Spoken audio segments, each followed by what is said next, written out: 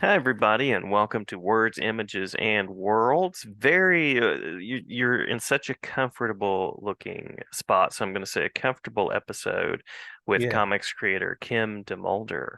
And I'm DeHart or DeHart. My family says DeHart, but it's probably technically DeHart, so I don't know if we have a common Netherlands ancestry Is there or the what the happens. H is capitalized in your name? It Yeah. is. My the DeMulder is Flemish. Ah, okay. Mulder is actually the Flemish equivalent of Miller. And the Ah. DE just means of the mill or something like that. Nice, nice. Well, we were talking about Fox Mulder just a minute ago, Yeah. so So that's the where that came from. churning the And mysteries. Flemish, if I remember right, is um, kind of an amalgamation of Dutch and French. So there's a little connection there. Yeah, sounds like it. Sounds like it. I think it's technically supposed to be DeHart, but my family has been in Appalachia for a while, so they tend to say DeHart. And the only people that it really seems to matter too much to are my students. I teach high school and Oh have yeah. taught middle school and college in the past, so they get defensive about it, but I don't really even notice either way. Well, the only thing that sometimes I sometimes get defensive about is when I'm introduced to new people and they look at me and they don't even bother with a last name. They look at me and think, geez, I thought Kim was a girl. Oh yeah, true, true, true. Yeah. Kim Yes. used to be a guy's name until um, Kim Novak came along in the 50s and ruined it for all us guys named Kim. Yeah. Yeah. Well, as Shakespeare once said, what's in a name? Yeah, exactly. Yeah. Well, now that we've covered the etymology portion of the Right. episode, they don't all start with etymology. I'll mention a couple of titles, and we can talk about your path to comics, the collaborations that have stood out to you, and things that are currently in progress, and that you want to talk about. We'll talk about anything you want to talk about. Sure. So I know you've crafted in the world of course, the big two, DC and Marvel. Folks out there might know you for your work on New Mutants, for example, being one of those that stands out from the Marvel verse, and then also you have Swamp Thing. You have a variety of titles. The book that Swamp Thing I was one of my favorites. oh yeah, I love Swamp Thing. I inked Swamp Thing for approximately 5 years, I think. In fact, somebody told me recently that over the entire course of the Swamp Things that DC has produced, that I've worked on more titles than anybody else. Wow, Hey, nice, nice, love it. Yeah, I love the mixture of like science fiction, horror. I mean, it's still kind of a superhero book, but you got a lot of things working in Swamp Thing that just well, make it really it was. unique. I love doing illustrative kinds of work. Hmm. Some of my favorite artists are the 19th century illustrators, Hmm. like Franklin Booth and Howard Pyle, and a lot of those. Franklin Booth, by the way, the guy that inspired Bernie Wrightson's Frankenstein. Um, Yeah. but I love to do that kind of illustrative work, and Swamp Thing was probably the best title I had to allow me to do that kind of work. Hmm. Hmm. I didn't have to do rule too many cars and buildings, which don't get me wrong, that's fun to do too, but it gets a little tedious after a while.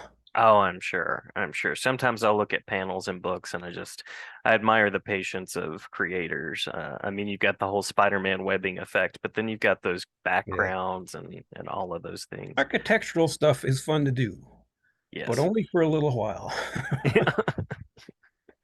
Do you remember a Elseworlds book, Catwoman, Guardian of Gotham? Do you remember Oh that one? yeah, yeah. Yeah. If I remember right, the one, if it's one I'm thinking of, that was a Jim Ballant penciled one, Yes. Uh-huh. Yep. and I found that book particularly enjoyable to do because Jim Ballant was a friend of mine. He was a former Kubert student. I was a Kubert student. I've been teaching there now for a little over 30 years. Oh wow, Uh, wow, yeah. but Jim actually used to do backgrounds for me back in the mid 80s or somewhere along that line. So it was fun to be able to work with him on a full issue of something like that. Yeah, yeah. I was a big Elseworlds person growing up. I love the revisions of characters. So that's Well, one of those my kind of things, favorites. I agree. They're pure fun. Yes, yeah. And to play with the elements that you sort of keep the same and take a different spin on, that's a lot of fun to me. Yeah, I agree. Yeah. So you mentioned that you've been a teacher for 30 years. Um, Jeez. Yeah. I'm a I little started over teaching at the halfway computer there. school in, yeah, oh yeah, they getting Yeah. there. Yeah. I started teaching in 89. I Hmm. graduated the school in 79 as a student.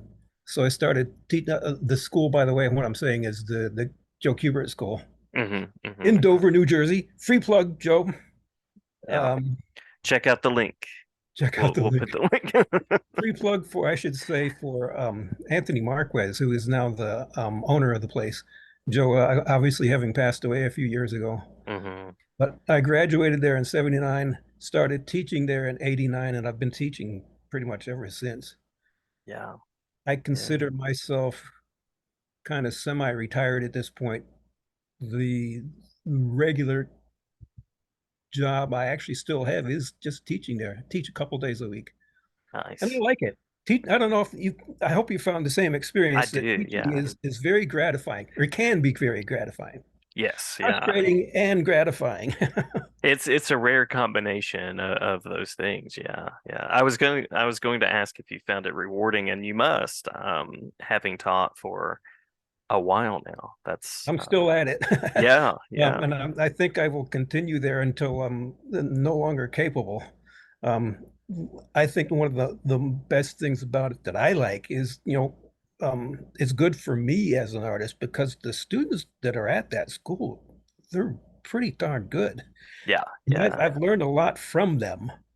And seeing as how, they're all the generation that grew up with computer technology, they actually help me out, an old dog like me, keeping up with all the latest stuff. And Yeah. as a side effect of all that, of course, I've made a lot of really wonderful acquaintances over the years. Mhm. And I value that as much as anything, I think. Oh yeah. Yeah. The continuing community. Yeah, That's a really nice exactly. part if you have that. Any current creators, upcoming creators who have caught your attention, students, former students, or just folks out there that sort of bubble to the surface as being particularly interesting people creating right now?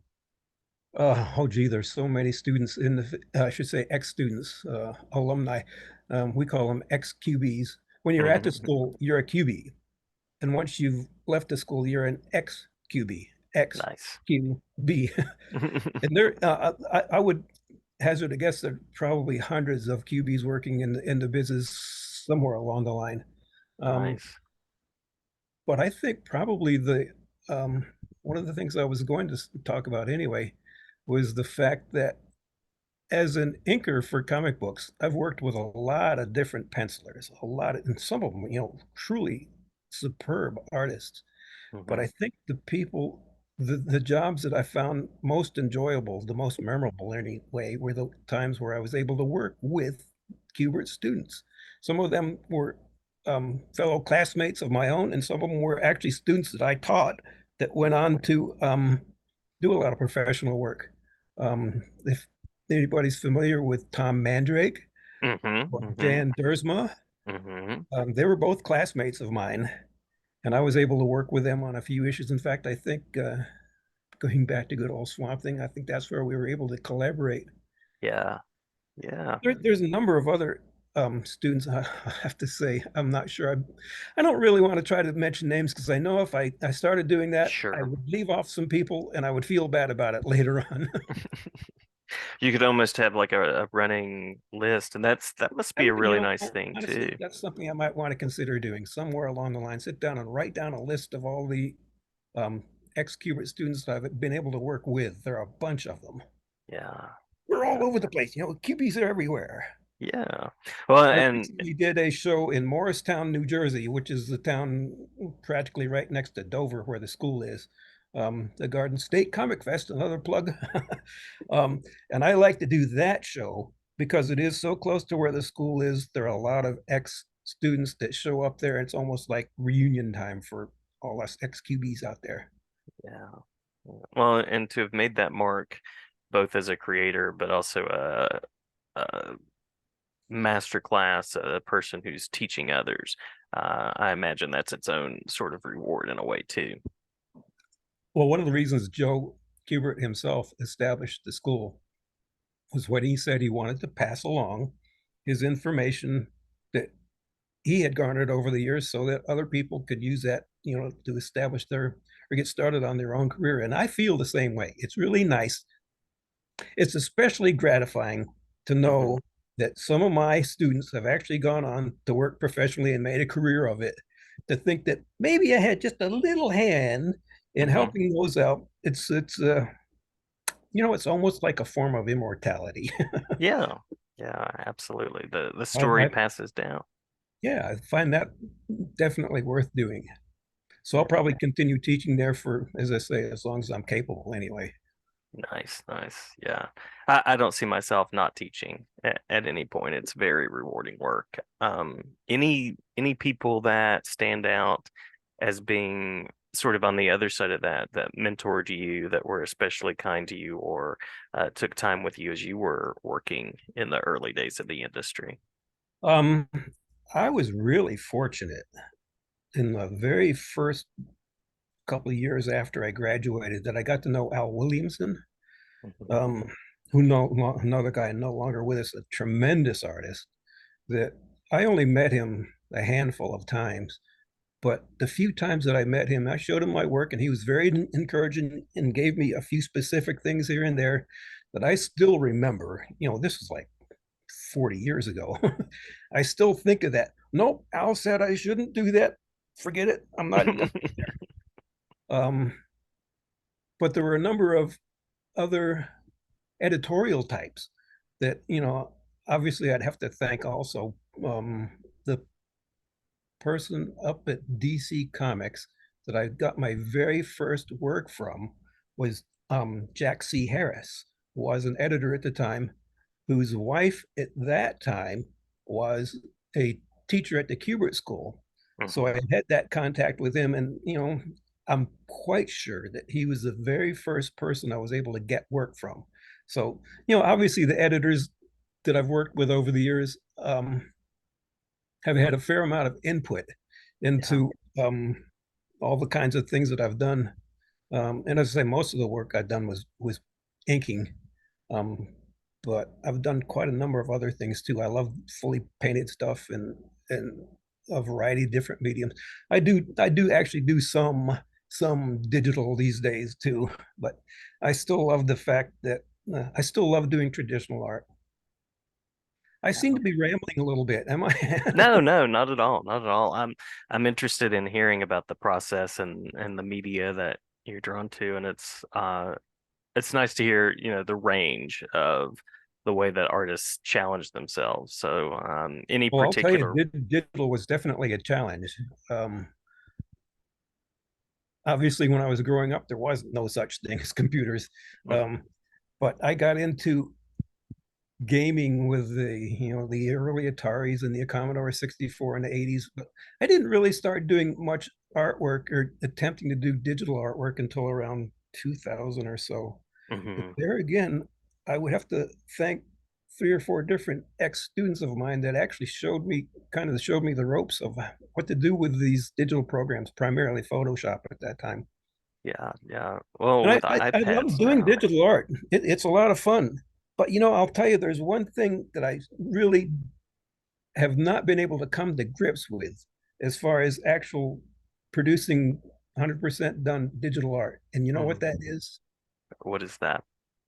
The fact that when you're done with a piece of digital art, there is no original. And I True. like having an actual piece of original artwork that I can say, here it is, put it up on my wall or maybe sell it to somebody. Mm-hmm, mm-hmm. Well, that is a nice thing, and I still enjoy that about shows, of going around, and of course it's way out of my price range for a lot of these, but to see the original page that someone has Just of to a see the particular book, originals. yeah, Yes, definitely. Anybody that has a chance to visit a museum or see originals firsthand, there's Hmm. nothing like that. Yeah. Yeah. The artist mark on the page. Absolutely. I love going to museums and art galleries and things like that because, as you say, that just no matter how good the reproduction is, it's never going to be as as rewarding or as educational as seeing the original right there in front of you. Hmm. Hmm. So, in addition to Swamp Thing, any titles, any collaborations that stand out as uh, the top ones, the most positive ones in your mind? Well, probably the one the few that I should mention anyway. The first monthly title I had was Marvel's Defenders. Hmm. Hmm. Um, I had I broke into Marvel. I think it was 81 or something like that. Broke into Marvel doing backgrounds, and most of the backgrounds I was doing at the time were for inkers. Joe Sinnott was one of those. In fact, it's again as far as looking at the originals, one of the things that I found um, was a great learning experience, a wonderful learning experience for me was that the backgrounds I did for Joe Sinnott, he had already done all the figure work. Mm. And then the pages were passed on to me to put in the backgrounds. So I could look at every single line that he put down and I would look at it and say, oh, look, that's actually a pen line. Wow, look at that. Or whatever it Uh-huh. was, at the time. A wonderful experience to be able to do that. But after doing that for a few months, I got a couple of fully inked books, and word gets around it, or at that time anyway, word gets around from one editorial office to the next very quickly. And Hmm. people, whenever a new artist would come in, all the editors would come in and say, "Hey, who's this guy? Who's this guy? I gotta find some." There Mm. was a little battle for one editor to the next to get the hot new artist. So I wound up getting the monthly title of Defenders, and I have to say that's one of my favorites because it was my very first monthly title. And once Hmm. once you get your first monthly title, it makes you feel like, all right, baby, I'm in now. I'm in good Yes. with these people. Yeah. At the time, Marvel's offices had a big bulletin board, I guess, or maybe it was a big whiteboard. I don't remember what it was, with all the titles written down on it that they were publishing per month and all the creators. And when I could see my name up on that board, I thought, that's it, baby. I'm in with Marvel now. Dig Hmm. it, Hmm. man. That would be these days the selfie moment, taking your picture with the Pretty board. much. Yeah. Yeah. Yeah. Yeah. Um, let's see.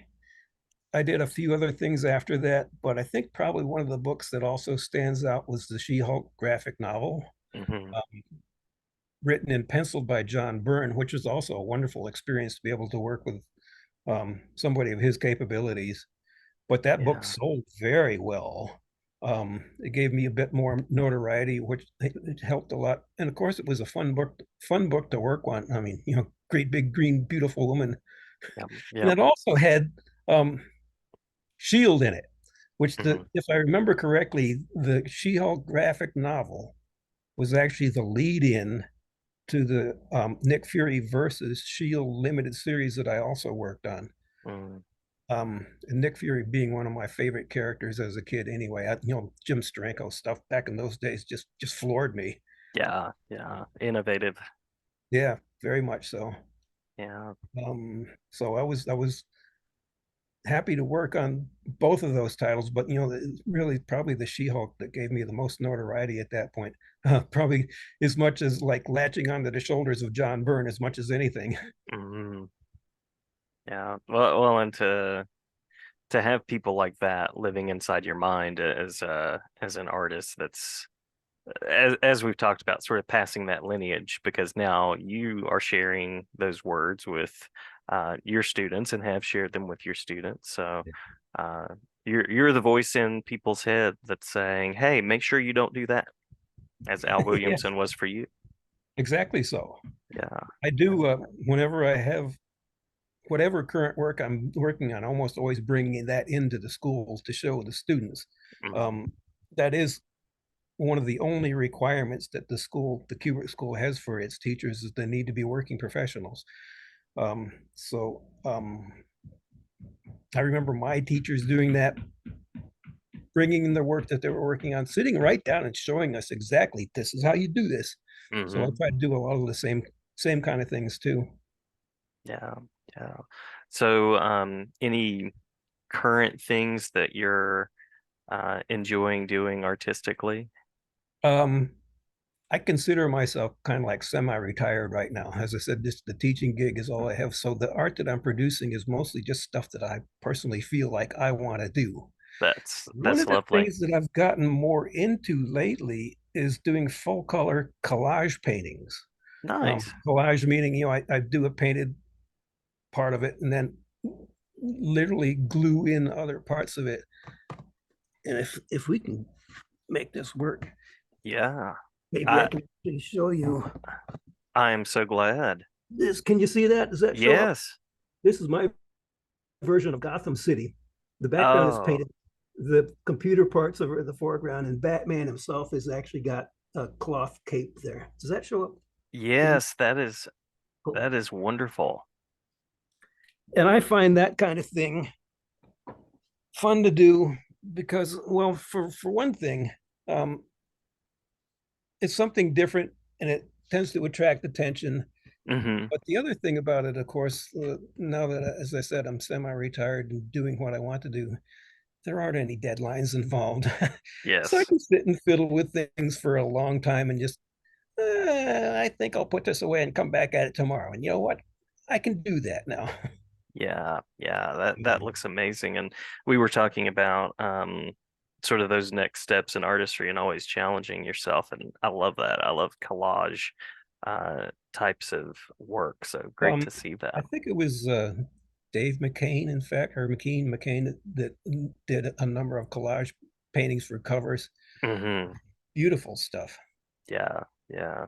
He was the Arkham Asylum, Yes, works that's with Neil Gaiman. Yeah, yeah. right, right. Really interesting stuff. Yeah. Well, So I haven't actually sold much of those to any publishers. I haven't even made much of an attempt at doing that. I'm doing them mostly because I want to. yeah, yeah. But I don't know. Maybe one of these days I'll make. Well, I've made scans of them. I can send them in if I feel like it. But I don't True. really feel like it's a pressing need at this point. Or a gallery show. A gallery show could be That's a amazing. consideration too. By the way, Yeah. um, there is another show a week from Sunday. What is today? Friday. A week from Sunday, there Hmm. is the first ever Joe Kubert School Comic Convention for anybody Nice. in the Northwest New Jersey area, Dover, New Jersey. First time the Kubert School has actually put a convention together, and I will be a part of that. Wonderful. Wonderful. I'll make sure this gets shared well before then. Cool.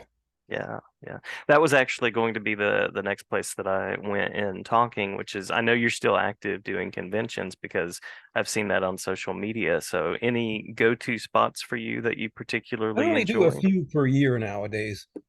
Yeah. I now live alone, so it means doing all the work myself. Hmm. Hmm. And the going there and setting up is honestly it's kind of a drag, and tearing down it's also a drag. But once you're there, it's really worth doing. But because I don't want to do a whole lot of traveling at this point, and I don't have anyone else to help me out anymore. Um, um, I probably am only going to be doing like 3 or 4 shows a year. Yeah. Yeah.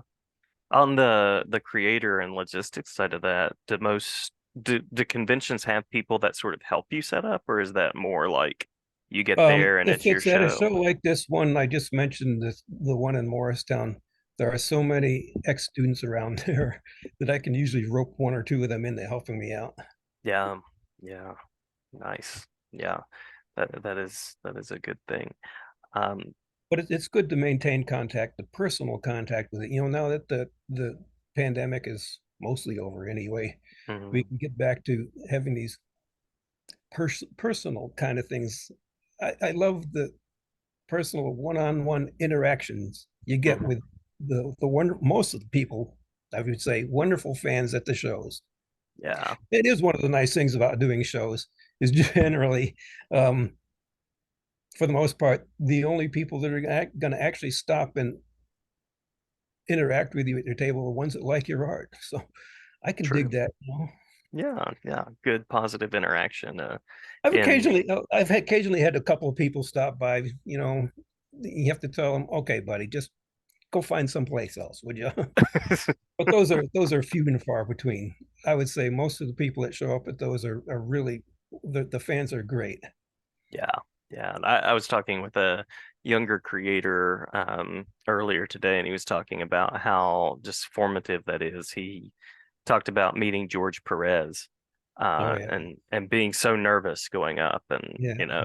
finding someone who is kind and responsive, and sort of really invites that Most of the moment. That's a nice creators that thing. I've known are also of the same kind of really nice people. Yeah, yeah. Yeah, and that's always a good thing. It's good to meet your heroes when they want to be met, I guess. Yeah, yeah. Yeah. That's a good way to put it.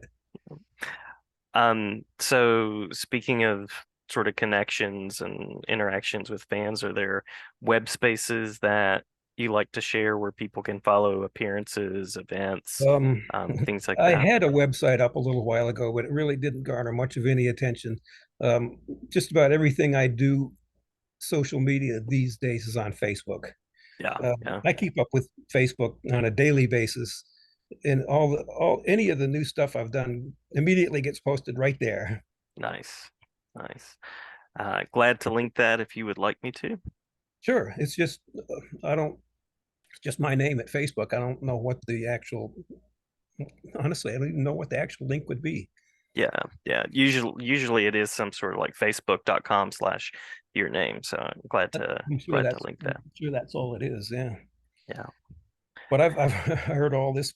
What is the great row that's going on with Twitter and some of these other things now that Oh yes, yeah. maybe I'll just stay right where I am.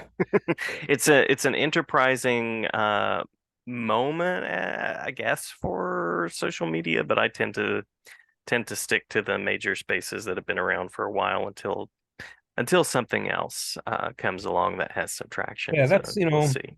I would probably say that's pretty much my attitude, and until or unless or until I can find something that gives me just as good exposure as Facebook does, Yeah, I'm fine with that. yeah, yeah, yeah. Well, did I miss anything at all in the interview that you'd like to make sure to share? Oh, you know what I've got coming up next weekend? Completely unrelated to comics. Yes. My What is that? 50th high school class reunion. Congrats on that. Congrats Holy on crap, right? that. um, so yeah, it made me sit back and think, oh my God, 50 years? That wasn't 50 years ago, was it? But okay, whatever. Time is a a great thief and gets by so quickly. Yeah. Yeah. I think I've been teaching now 16 or 17 years. I have to do the math on that.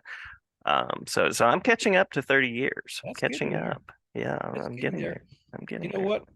Before we go, I have one other piece of artwork I would thought I would show. Please Um, do. this is a ink wash painting. Oh, amazing. I just finished watching the complete run of Game of Thrones. I Just was gonna say that's very Game of Thrones. Yeah. yeah, and I loved. I have to say I loved the presentation of the dragons in that. So Hmm. I got inspired. I basically started off doing this as just a wash castle, and I figured Wow. it's got to have a dragon in there. So okay, Absolutely. That belongs somewhere. That belongs in a some sort of promotion for the new show they have or something. That's yeah, that's wonderful. actually something I got to check into. Is the new show? What is it? House of Dragons? Oh, Is that what they call it? I think so, something like that. Yeah, I'm going to check into that one too. I found the dragons much more likable than some of the people in in the Game of Thrones series. Yeah, I was really rooting for the dragons by the end. I would agree with that. Yeah, yeah.